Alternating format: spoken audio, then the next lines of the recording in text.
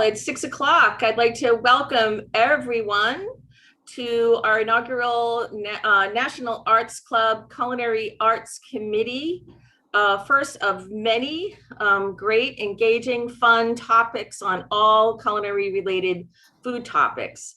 This is our first topic tonight, and we'll be with Jacquelyn Ottman, who you'll have the pleasure of hearing her wonderful story about her family's meatpacking business. But before, I just wanted to read a few notes about the National Arts Club. My name is Virginia Salem. I'm the chair of the Culinary Committee. And for those of you who are not familiar with the National Arts Club, we're a 501c3 nonprofit based in New York City with a mission to stimulate, foster, and promote public interest in the arts. Annually, the club offers more than 150 free programs to the public, including exhibitions, theatrical, music performances, lectures, and readings. For more information about the National Arts Club, visit thenationalartsclub.org, or you can find us on Facebook, Instagram, Twitter, and YouTube. It's my pleasure to welcome Jacquelyn Ottman. And just a little brief bio on Jackie before I turn the floor over to her. She's a fifth-generation New Yorker and family historian. She's worked at her family business as a teenager and young adult, and now she returns to this topic 40 years later to put her family's storied meatpacking district in perspective. She's the author of 5 award-winning books. And without further ado, I would like to turn the floor over to Jackie, the meat lady. Thank you, Virginia, for that nice welcome. Good evening, everyone. Congratulations on the relaunch of your culinary committee. I'm honored to be your kickoff speaker tonight.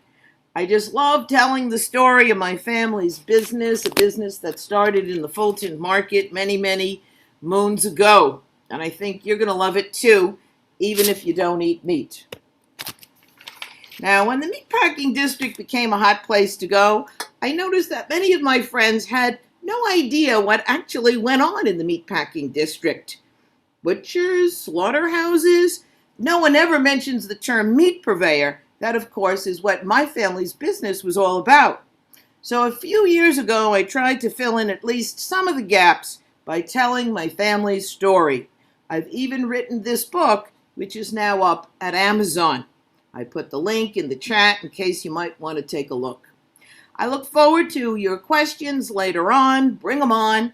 And always feel free to email me if I can give you any additional information.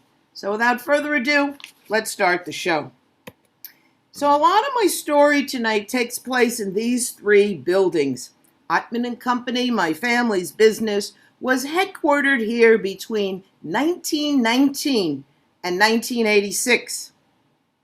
This is what the buildings look like today after they were beautifully renovated in 2004. They're located at what is now 1 Little West 12th Street, right in the heart of the meatpacking district.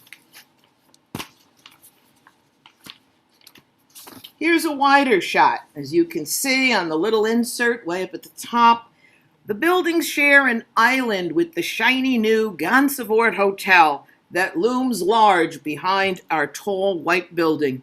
The red rectangle in the insert signifies our tall white brick building. The island that all of these buildings now share are bordered by 9th Avenue on the west, West 13th to the north, Hudson Street to the east, and Gansavort and Little West 12th Street to the south. We'll come back to these buildings in a little while, but what I want you to notice for now is the very big open intersection out front. It represents the confluence of 4 of these streets, which of course is very unusual for Manhattan. But not so unusual, of course, for the meatpacking district with its funky crisscrossy streets, which adds so much to its personality. I understand they call this intersection Gansavort Plaza now. And in that plaza, you can see Bloomberg-era umbrellas, tables, and chairs. But in our day, nobody had time to sit.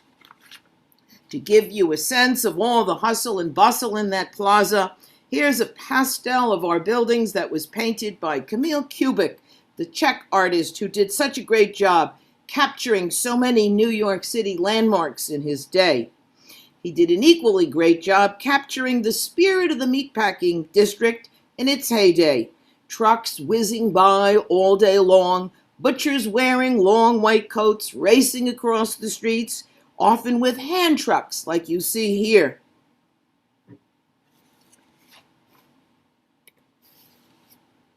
Now, let's meet some people. Here's a people. Please say hello to my father, Jack Ottman. The year is 1976. Dad is 50 years old and is the president of Ottman & Company. Our business was founded in 1918 by his father, my grandfather, the man in the portrait. He was also a Jack Ottman. In founding his business, this elder Jack Ottman was carrying on a tradition of butchering and meat purveying in New York City that started with his grand-uncle 60 years before him in Fulton Market. Dad worked at his father's firm for 50 years. Now, in all due respect to Dad, who did so much to advance the company during his tenure, for the purposes of this presentation, this elder Jack Ottman in the painting, my grandfather, will be our hero tonight. Here's a picture of Dad and me taken in the office. Again, it's July 1976. I was a rising senior in college. I went on to spend my entire career as a green marketing consultant, and now I advocate against food waste. But I spent all my summers and vacations starting when I was just 13, working in the business, as did my two older sisters and our brother. Now, as you can see on the wall behind us, there are several framed photographs. There were many photographs like these on the walls of Ottman & Company. We were very proud of our history. In many ways, Ottman & Company defined us as a family. We'll take a closer look at these photos as we go on, some of which have never been shared beyond the family. Here's a more recent picture of Dad and me. It was taken 5 years ago at a dinner after the first time I gave this talk. It was to the members of the Greenwich Village Society for Historic Preservation. They're the folks who spearheaded the highly successful, even unprecedented landmarking of the meatpacking district in 2004. Our whole family was in town that night for my talk and to celebrate Dad's 90th birthday. It's so fitting that he was in the front row that night because a lot of what I'm going to be sharing with you was told to me by Dad as we slowly chugged our way together up 8th Avenue in the 5 o'clock traffic so many years ago. Dad happily and patiently answered the many questions I had about the business and everyone who worked there. This month, Dad turns 95, and he was still answering questions for me just this past week. I'm going to start my story tonight by first talking about the roots of Jack Ottman's Ottman & Company, starting in the Fulton Market. Then I'll share some relevant history about the meatpacking district and introduce you to that special facet of the meat industry called meat purveyors and the role they play making sure you get a great cut of meat every time you eat out.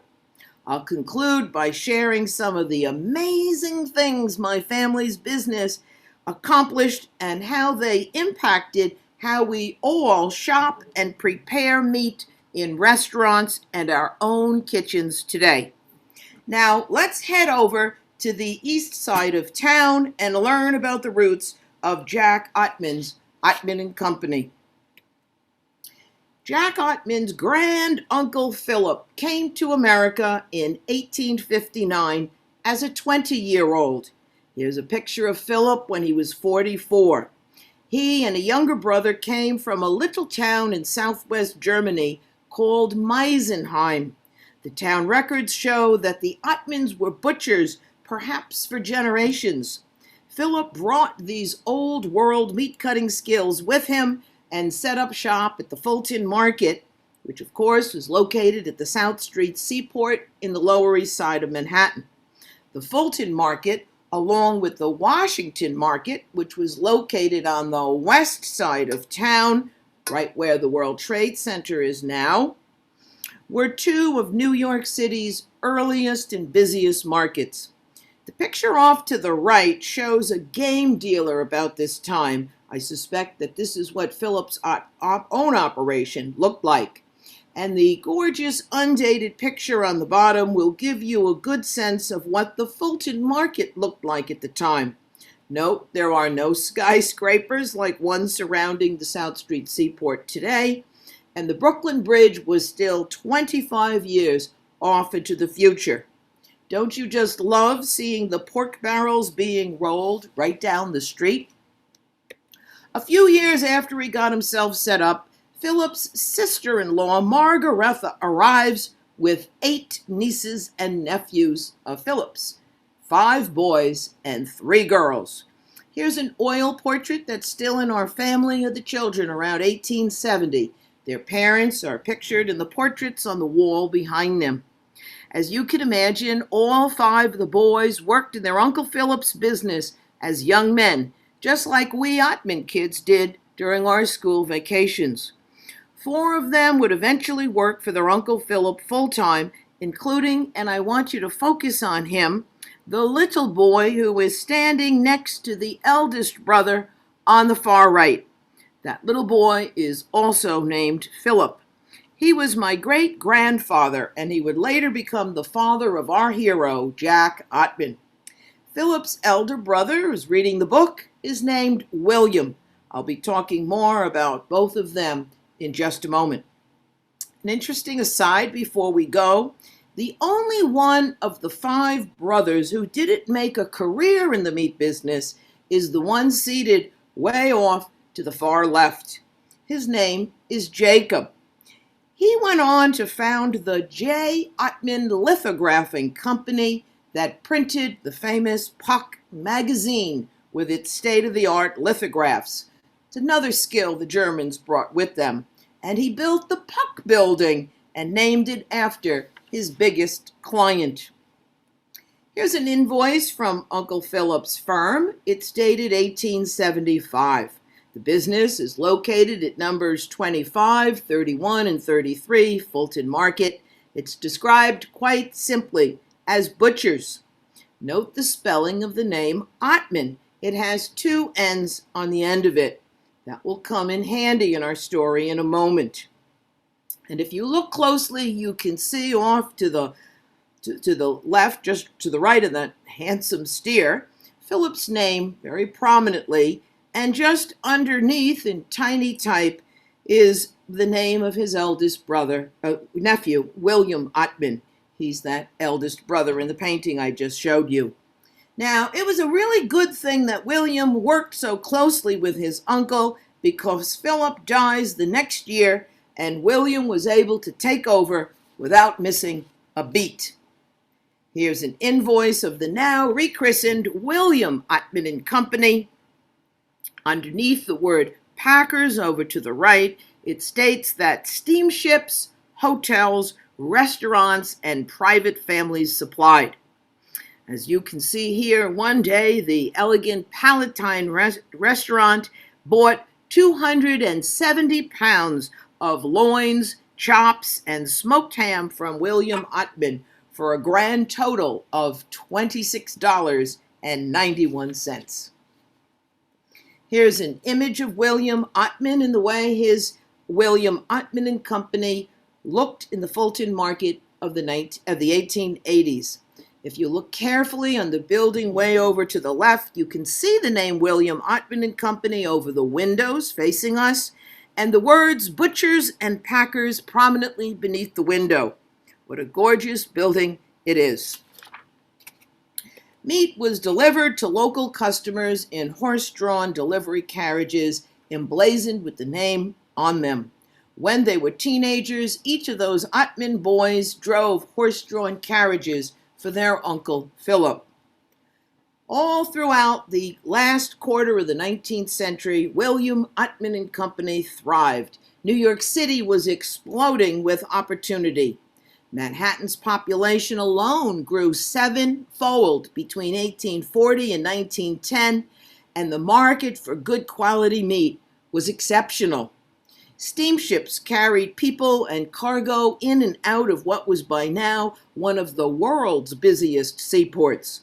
The families of the Gilded Age, the Astors and the Vanderbilts, were throwing lavish parties featuring the finest meats William Ottman and other butchers could purvey. Restaurants and hotels were opening like mad to serve shoppers, diners, theatergoers, and tourists from all over the world. William Ottman and his brothers even had a whole new bridge to admire as they traversed the streets of their market, a bridge that signified even more opportunities to come. One of those opportunities to grow William Ottman and Company even further through export. In 1890, when he was 45 years old, William Ottman sells his firm to this man, another meat man with German roots named Mr. Bernhard Beinecke. Here's Mr. Beinecke pictured in the mid-1880s with his wife, Johanna. Also, I've inserted an image of what I'm pretty sure were his stables, still located on Great Jones Street in the East Village. In addition to owning his own meat purveying firm, Mr. Beinecke laid claim to the largest stockyards at the Hudson Yards. He also owned several hotels, including the Plaza and the Copley in Boston. Mr. Beinecke recognized the potential of William Ottman and Company to help him realize his dream, to create a truly vertically integrated business. His obituary of 1932 lists the acquisition of William Ottman and Company as a crowning achievement in his career. William Ottman likely thought it was a pretty good deal too, because in merging with Beinecke, Ottman got access to markets in Europe and other resources while continuing to operate independently. Now, William Ottman would die 5 years later, but all three of his younger brothers, including the youngest one, Philip, continued to work at William Ottman and Company under the auspices of Beinecke for likely several more years. But whatever independence the Ottman brothers may have had under Mr. Beinecke apparently wasn't enough for our hero, Jack Ottman, their nephew and son. Here's a picture of Jack with his bride, Ava, my grandmother, around 1920. When Jack was 32, he decided he didn't want to work for Mr. Beinecke like his uncles and father. He wanted to strike out on his own. But as the story handed down in my family goes, he had a little problem. Mr. Beinecke owned the name Ottman. So in 1918, our hero, young Jack, drops the second N from his name and founds Ottman and Company. In doing so, he not only sets his firm apart from William Ottman and Company, but akin to landing on the first page of a Google search today, he vaults his name atop William Ottman and Company's in the phone book. Further differentiating himself, he sets up shop right in the heart of what had now become the capital of the meatpacking world in New York City. Here's a picture of the principals standing out front of their first location at 446 to 448 West 13th. My grandfather, Jack Ottman, on the right, his father, Philip, that little boy in the painting is in the middle, and a man named Hoffman is off to the left. 1 year later, Jack moves his business into this gorgeous building that we visited earlier. Here's a wonderful old picture of the buildings and our trucks out front around 1940. Now, I don't have time to go into a lot of details, but it's a wonderful example of an arts and crafts style building that was built in 1913 by William Vincent Astor as a warehouse to serve the Gansavort market. Jack Ottman paid Astor the sum of $3,000 a year rent, and in 1943, he bought the building outright from Astor. The other two buildings that we owned came later. You can see the buildings in this aerial view located in the green outline in this photo. We'll come back to the other areas in a moment. On April 15, 1919, Jack throws an opening day party in his gorgeous new digs. Jack is in the back row on the far left. His wife Ava, my grandmother, the one with the open collar, is sitting in the middle of the front row. Jack's father, Philip, is now 64 years old and is sitting to the far left in the derby hat. Look close and you can see sawdust on the floor, which is a safety measure and help to keep the meat chilled. In the background, it looks like Jack had arranged for a pretty nice display of meat for his guests. Our hero, Jack Ottman's new Ottman & Company, was launched. So our story has now been firmly transported west to that very special part of town that lies right at the tip of the West Village in Greenwich Village, the now world-famous and every New Yorker's favorite place to shop, dine, and dance, the Meatpacking District, the home to New York City's meat purveyors. Let's take a deep dive now and learn why the Meatpacking District became the Meatpacking District, what a meat purveyor actually does, and even a little bit about what was here before the meatpackers moved in. But first, a little housekeeping. We need to tidy up the story of the Meatpacking District's very name. Believe it or not, we never called it the Meatpacking District. New York City loves its flour, its financial, and its garment districts, but I suspect the term Meatpacking District was coined by the media or maybe the real estate people once it started to become trendy, not by the people who actually worked here. We all referred to it simply as the market, and for good reason. Starting in 1884, the 2 acres right in the heart of what is now the Meatpacking District were designated as a public market by the city. It was originally called the Farmers Market. Vendors came by ferry from New Jersey, Long Island, and Staten Island to sell produce. As you can see from this image from Harper's Weekly, it was a big open area jammed with an estimated 1,200 to 1,400 horse-drawn produce wagons and thousands of shoppers. 3 years later, it was named the Gansavort Market after General Peter Gansavort, who served as a colonel in General Washington's army and for whom a fort was named on the site during the War of 1812. And for the record, way before that, the area was home to a Lenape trading post, Dutch tobacco fields, and eventually many small factories, some of which were still operating when I worked there in the 1970s.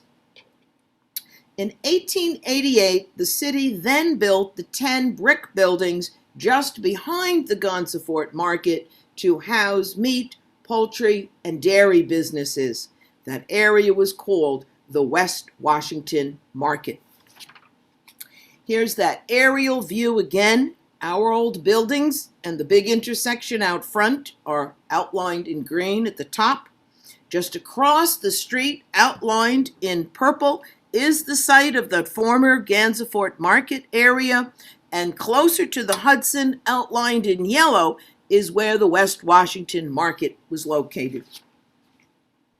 Here's an aerial view of the West Washington Market back in the day. Can you see way over to the left a big white building without windows? Up at the top it says Manhattan Refrigerating Company. For the first time in history, New York's meat, dairy, and poultry businesses could take advantage of something that wasn't available at the other city markets: refrigeration. It had just been invented in the latter part of the 19th century, and the Manhattan Refrigerating Company sprang up to supply refrigeration to all the food businesses in the market. And they did it by circulating brine through a very innovative system of pipes that they had built under the streets. The brine was cooled by thousands of gallons of water from the Hudson. Incidentally, I suspect those pipes are still under the streets. Here's a fabulous photo I thought you'd love seeing of one of the buildings in the market. It was taken by Berenice Abbott in 1936. In its heyday in the 20s and the 30s, there were an estimated 150 to 250 meat businesses in the West Washington market area. By now, the market was the clear center of the meat industry in New York City. Now, contrary to what many people think, there were actually no slaughterhouses in the meatpacking district. The abattoirs, as they were called, were actually located somewhere else, and we'll talk about where in a moment.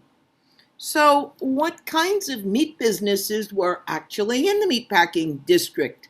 Some were wholesalers, the businesses that bought their meat from the packers. Others were retailers who bought meat from the wholesalers and sold it to the general public. But increasingly, many of the businesses in the market were firms like ours. They eventually became known as meat purveyors. Meat purveyors cater to what is called the away-from-home market. They buy meat from wholesalers and fabricate it, as we say in the business, into steaks, roasts, chops, and other cuts according to the specific demands of their customers. You know their customers well. The hotels, restaurants, cruise ships, airlines, cafeterias, executive dining rooms, and all the other establishments that serve a meal outside the home. Shall we drop in on a few meat purveyors and take a closer look?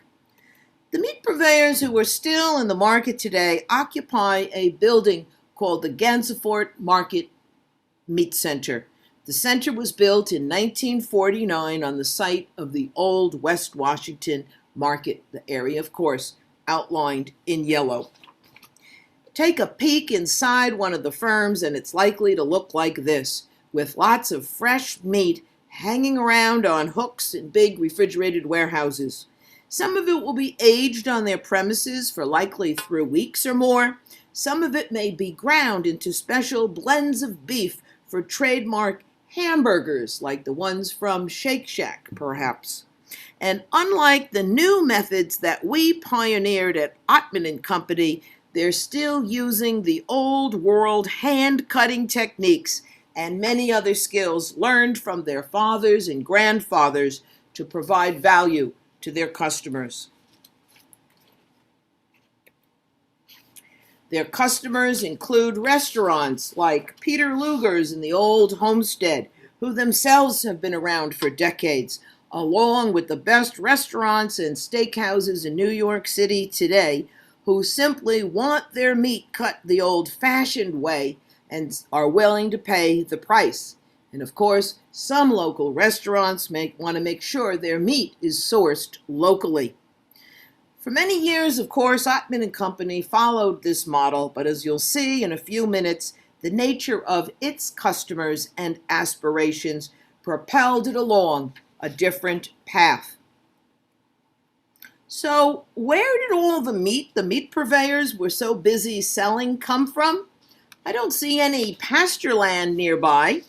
We have to answer that question in 2 parts. We'll start in the early days of the market and wind up with how the meat market source of supply evolved over time.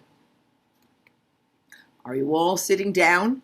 Most of the meat that came into the West Washington market originated from the Hudson stockyards that were located right next to the Hudson rail yards around 39th Street.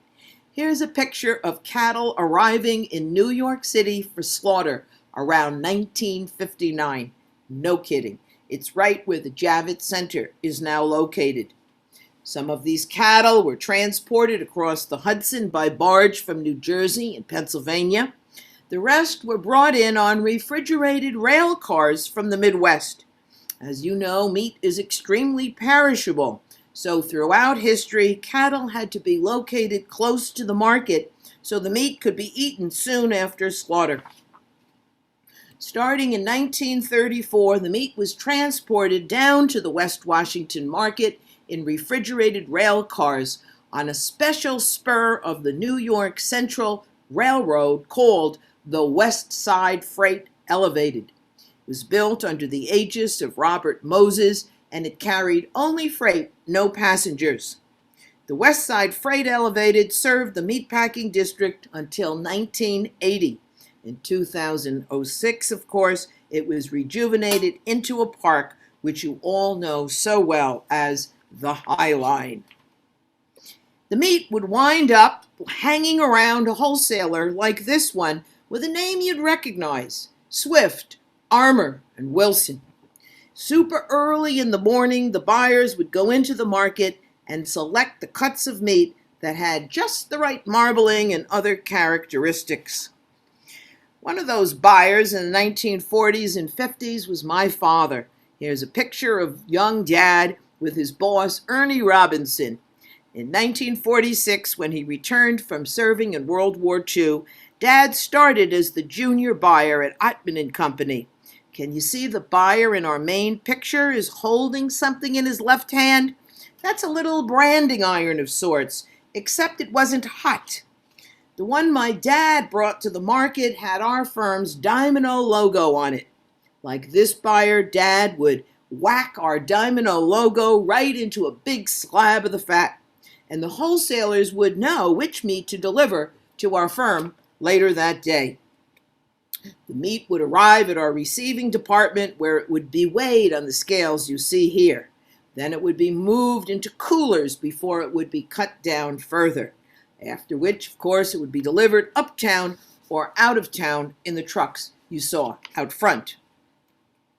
I'm proud to say some of Ottman and Company's customers, like those of the two previous Ottman and Companies, included some of the best restaurants and hotels in New York, including Luschau's, the Palm, the Four Seasons, and 21. A real feather in its cap, Jack Ottman's Ottman and Company was the exclusive supplier to Le Pavillon restaurant. As some of you may know, Le Pavillon evolved from the French Pavilion, one of the biggest sensations of the 1939 World's Fair. Here's an image of the very exacting proprietor, Monsieur Henri Soulet. Here's also a menu from Le Pavillon. I don't have time to describe the dishes. I'll leave those to your culinary imaginations and perhaps a future talk by your committee. As a meatman's daughter, though, with a little marketing background, I can't help but comment on the fact that the meat purveyors' names never appeared on pavillons or anyone else's menu. If I described the meat purveyors with a secret sauce, but very much the unsung heroes behind the scenes in New York's best restaurants. Now, just like we're experiencing a wave of celebrity chefs now, we're also starting to see celebrity purveyors. We start to see names like Coleman Ranch on menus, and Pat LaFreda's name appears on Shake Shack's menus. Sadly, in 1943, Jack Ottman dies unexpectedly, and right at the height of World War II. As you can imagine, it was not only a shock since he was just 58, but for the business, it was a very challenging time to lose one's founder, especially since meat was being rationed to feed the troops. The good news is that Ottman and Company not only made it through the war, but Jack Ottman left behind a legacy and a management team that would help to fulfill a very big dream he had for his firm. That firm was first headed up by my grandmother Ava, whom you could see here at the head table at a dinner that she held for our management and sales team around 1946. Over the next 56 years, this team, later assisted by my sister and brother, would grow Ottman and Company to $15 million in revenues and employ 135 people. So a small business by today's standards, but one with a very big story to tell. So now let's conclude by telling the big story of the amazing things that our hero Jack Ottman dreamed we would do with meat. In the years after World War II, W.R. Grace and Company introduced CryoVac, a vacuum package that significantly extended the shelf life of fresh meat. In the process, it helped to revolutionize the meat business and the entire meatpacking district along with it. Cattle no longer had to be transported to stockyards by rail.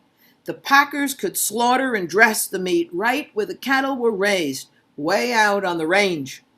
Fat and bones stayed behind, allowing just the saleable meat to be transported to market in these airtight vacuum-sealed bags instead. So, starting in the 1960s with a little help from Eisenhower's Federal Highway System, meat increasingly came into our plant, not from local wholesalers, but directly from the Midwest.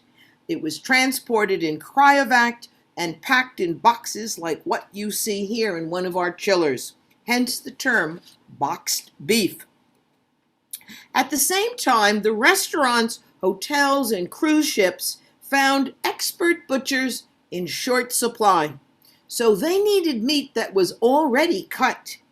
They didn't want some other things too, like meat going bad, causing health problems. They didn't want their customers ordering a 12-ounce steak and getting something less. And importantly, they wanted to be able to control their meat costs, which of course was always the most expensive item on the plate.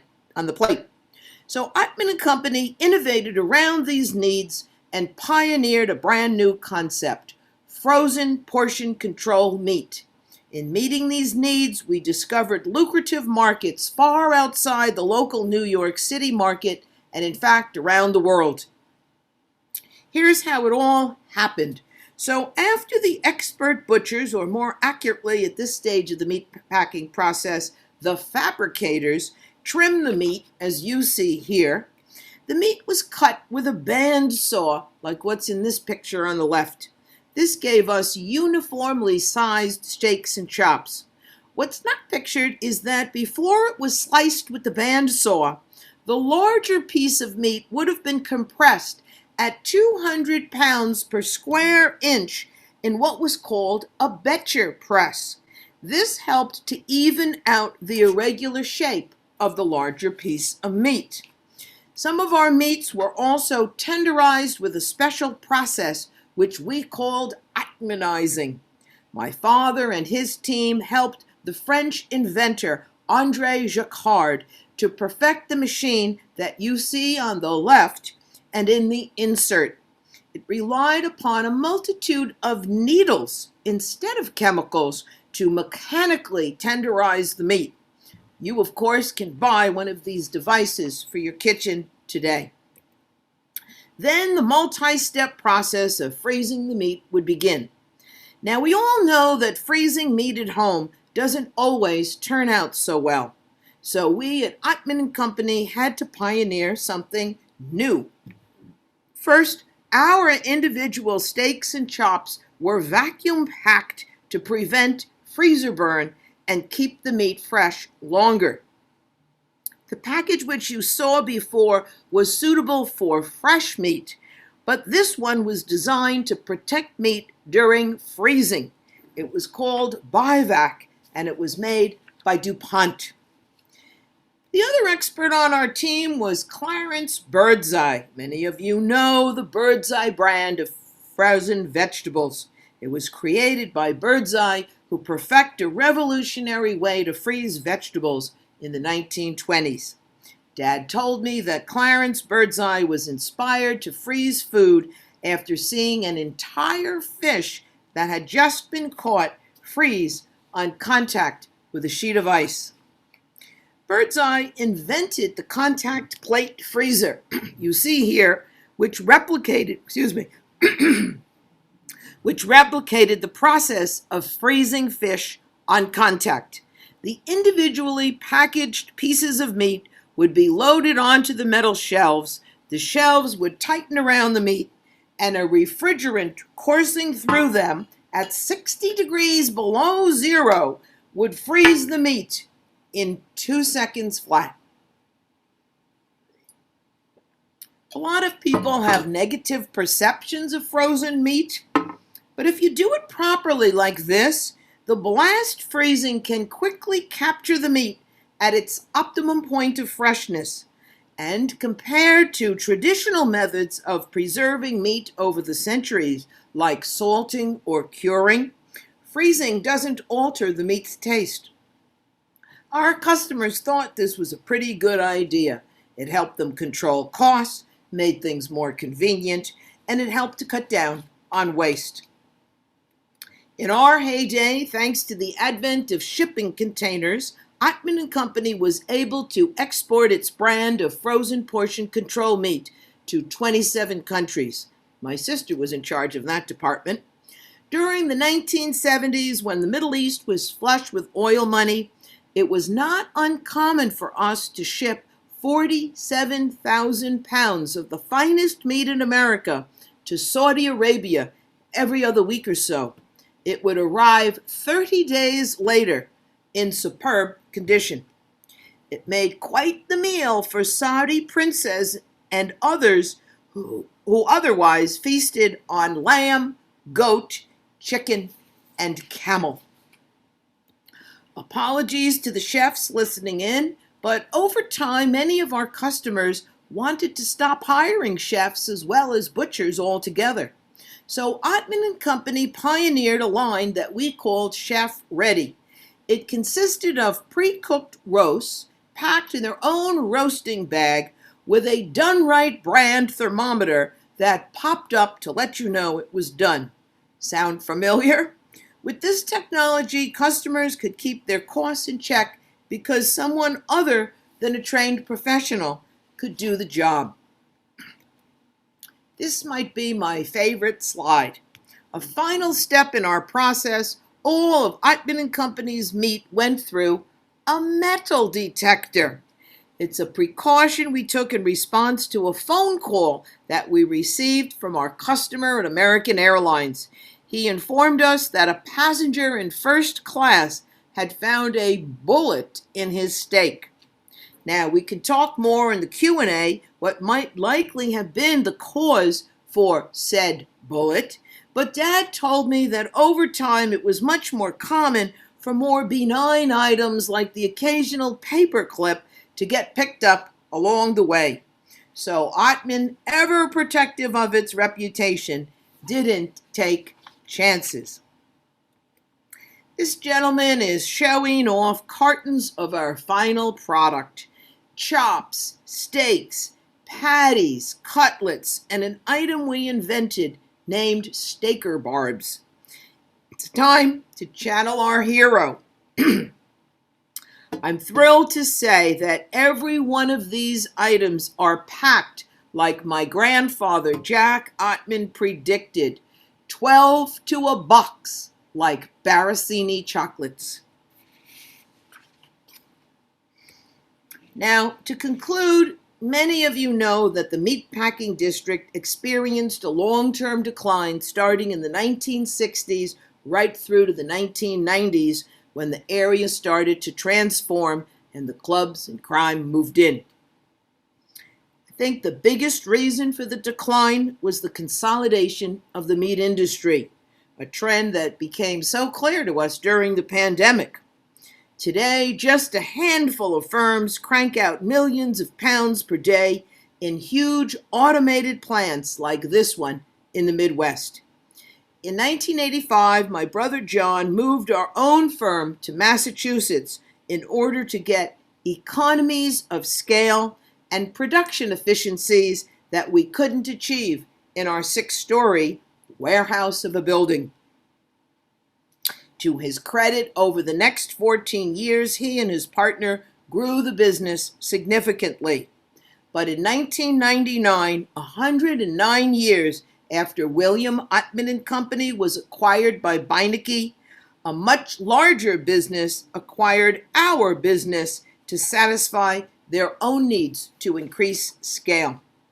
So Jack Ottman's Ottman and Company, like those of his predecessors, William and Philip Ottman, all rich in history, are sadly now history. So far, no members of the 6th and 7th generations of Ottmans here in America are showing any signs of interest in carrying on the tradition. And as a 5th generation member myself, all I can claim is the role of self-appointed storyteller. Nonetheless, all of us Ottmans are very proud of what we accomplished and the legacy that you yourselves experience directly or indirectly whenever you dine out, shop, and cook in your own kitchens.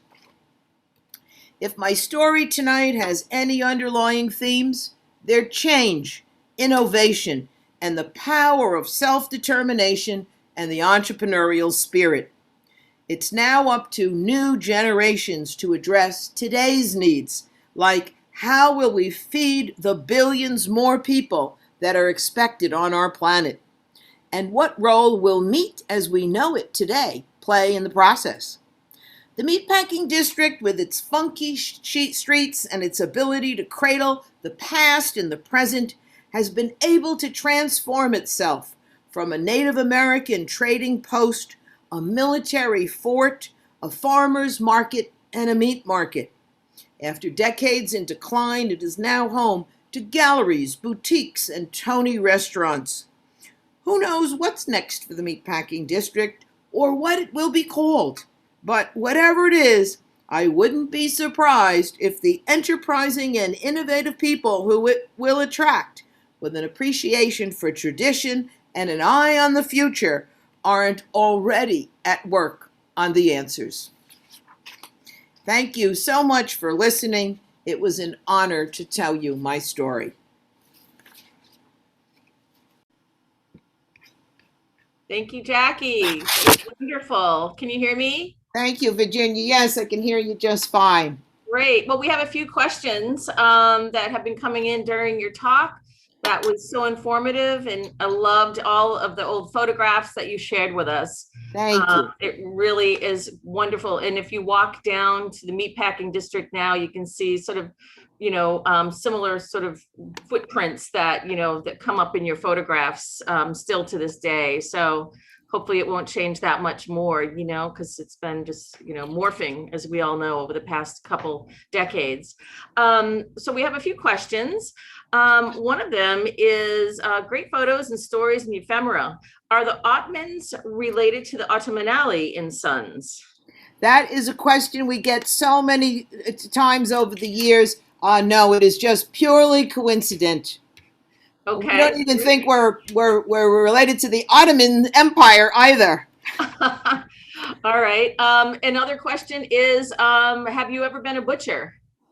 No, I haven't. No, I haven't. I went right out of college into advertising and then evolved into a green marketing consultant. So I've just been a knowledge worker, working with my head in my computer all these years. Okay. And another question we have from the other spectrum of your topic is, are any people and members of your family vegetarian or vegan? I not in the political sense, but as we've gotten older, I know my older sister Ava, who's also an Ava. We have to keep you recycling the same names in this family, as you could tell, and I'm a Jackie, if you didn't pick up on that. My sister and I are very heavy vegetable forward these days for health reasons. It's just healthier and better for cholesterol and all that ails us. Right. And so what's going on with you now about your newest project about food waste? Can you tell us a little bit about your project? Yes. So I have been passionate about eradicating waste for the past 35 years or so. And right now my key interest is food waste. And I'm very aware of the fact, and this is such a nice opportunity to share this with other New Yorkers, that when food winds up in a landfill, where most of our food waste in New York City lands up, it degrades into methane, which is a greenhouse gas that's like 80 times more potent as a greenhouse gas than even carbon dioxide. And the number one segment of food waste is leftovers, which is perfectly edible food that was intended to be eaten by a human being that's now has been thrown away. So I'm writing a book right now about interesting recipes and inspiration from across various cultures and history that could motivate people to eat up more of the leftovers and get them to think twice about throwing them away or just mindlessly putting them back in the back of the fridge. Yeah, it's a great concept. Thank you. You waste a lot, I know. Another question is, who bought the company? I do not know the name of that firm. I don't know. Okay. It's, like the meat industry, things keep getting consolidated and Right. bigger, whales keep swallowing the next fish that comes along. There's only 5 big companies right now, and JBS was in the news recently as the largest one. And that's in the US, right? Yeah, and it controls like 25% of the whole industry. It all consolidated, and there's just about 5 or 6 meat purveyors that are left in the meatpacking district out of a maximum of about 250 that were estimated at one time. Wow. So that's really tiny. Are you, another question is, are you familiar with the game market in the seaport? No, I'm not. We would order game for our customers, and it was kind of a rare thing. So, but we did not manage game. Among the many different kinds of meat purveyors in the market, there were people who just dealt with game. There were people who just dealt with veal. There were people who just dealt with chicken. Of course, meat is just meat, veal, pork, and lamb. So we didn't even deal with poultry or other kind or game. Right. Those are birds. Do you have any opinion on the whole plant-based market? For example, Impossible Foods, things like that. Yeah, I'm for any kind of innovation that can help extend our food supply and think about using plants as a sustainable way to feed the 12 billion people, that's 4 billion more, 50% increase that are expected on the planet by 2050. And I have I've had Impossible Burgers and a Beyond Burger, and they're actually delicious. They're actually delicious. I agree. I agree. Now, I know there is a little bit of controversy, and if anybody is listening in from any of those companies, I'm sure they wouldn't, they would acknowledge it, that some people are saying that it actually might take, kind of like more resources to make those kinds of kind of high-tech beef.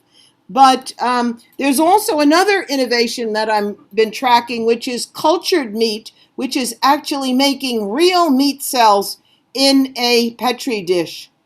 So that's another thing there's like 50 companies around the world that are already working on cultured meat. Well, you're giving me ideas for another culinary topic. So there you go. The future of meat. Something else unto itself. So thank you. One or two last questions. Do you know the artist name that did the painting of your ancestor? Your first, I believe it was your first slide that you showed. But that's a great question. I don't know it. And for many years, we all in the Ottman family was sitting in the living room. It's now down in my father's living room in Virginia where he's moved. And we just thought it was an oil painting. And then I realized that it was probably what's called a rear screen projection technique, that somebody took a photograph, projected it, and then the artist painted over it, because as you could tell, it was very photographic in nature. Yep. So I think it was really a rear screen projection rather than any of them sitting for that painting. Yeah. That's a very good question, and whoever asked is very astute. Good for you. What jobs did you have at your family's company when you were growing up? Oh, I didn't get to say that. I started literally in the mailroom, and I put invoices into envelopes at the end of each day. And then I went into the accounting department. My sister and I rotated among the different guys, the accounts receivable, accounts payable, whoever was the paymaster, whoever was going on vacation at that time. And I wound up as the telephone operator. When I was still there as of 1977, we still had an old-fashioned switchboard with 10 sets of cords. And when the first call came in, we had 10 lines. You'd put the plug in and you'd say, Ottman and Company, may I help you? And then you'd pull out the accompanying one and you'd stick it in the hole that represented the extension that the person had asked for. It was a terrific job. Cool. You know, you felt like I was the air traffic controller of the company for 2 weeks when Gloria went on vacation. I think it's always good to have multiple jobs and wear many hats Sure. as a young person. It really creates a lot of character Absolutely. as an adult. One last question. How do you think the desire for local meat and fine restaurants in New York City is affected by today's agriculture? I'm not sure what the question is. I think it's there's so much desire for meat and especially local meat in many restaurants in New York City.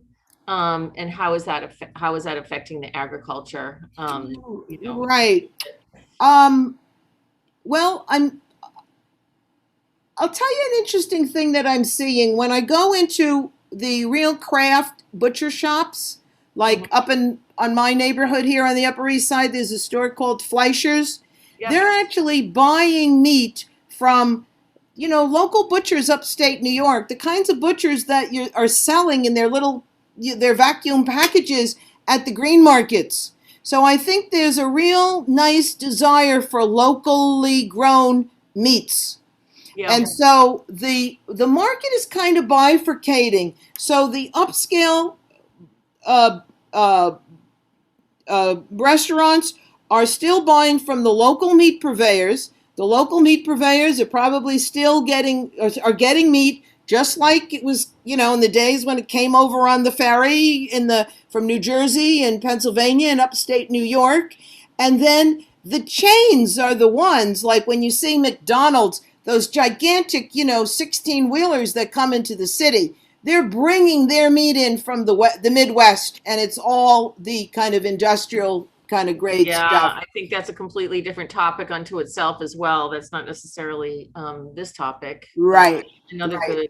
So I another think there's a good lot of sector craft to meat. have in the future. There's a lot of craft meat and some very good market for the local guys who are really trying to do it the right way and kind of the nose to tail way. Yeah. One last question. What's Sure. your favorite meatpacking restaurant or restaurant in the or steakhouse? I think is sort of I'm Oh, interpreting. steakhouse. Well, I've been to Peter Luger's once, and I Okay. had the most incredible T-bone, and I That's actually all they went up. serve. That's all they serve. Oh, okay. Well, I thought there were other things, but with the cream spinach and the fries and the whole thing. But as part of the research that I did 5 years ago when I wrote the first draft of this and gave it to the village preservation people, I actually went up to visit master purveyors up at the Hunts Point Market. And they were at the meatpacking district and moved to Hunts Point as one of the many who moved out of town to Hunts Point or to New Jersey or wherever they moved to when they moved out of town to continue business. I know Pat LaFreight is in New Jersey, but I was very impressed because I learned up at Hunts Point Market, the master purveyors, that the woman who is the owner of Peter Luger drives to Hunts Point Market every week and picks the meat out herself. And she Wow. even has the little branding iron to let the meat master purveyors know, send this meat to us this week. Wow. So they're still That's how doing it's it the done. old-fashioned way, which is That's how wonderful it's to done. see. At those prices, it should be done that way too, in my opinion. That's right. Well, they're picking out their own meat. It's fantastic. Exactly. Yeah. Yeah. It's like Wow. couture meat, I think that concludes everything. And thank you everybody for attending. And you've captured all of our attentions for an hour. So love to hear more stories and